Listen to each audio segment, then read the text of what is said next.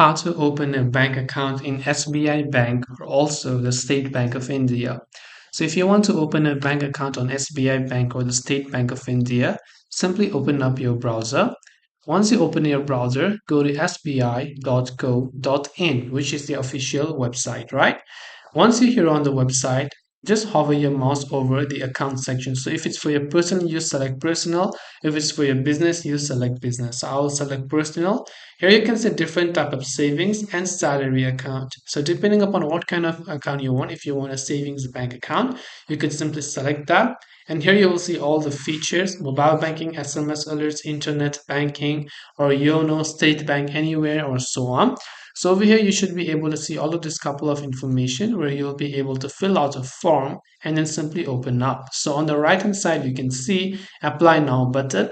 Click on the apply now button. On the next page, you'll be able to go to the page where you should be able to go ahead and then basically finish setting up your bank account. So this way you should be able to go ahead and then basically update your bank account or maybe open your new account on SBI Bank. It doesn't have to be savings. You can open any of your accounts by researching what account you want to create. So I hope this video was helpful. If you have got any more questions, feel free to leave them down below. Thank you for watching and see you in the next video.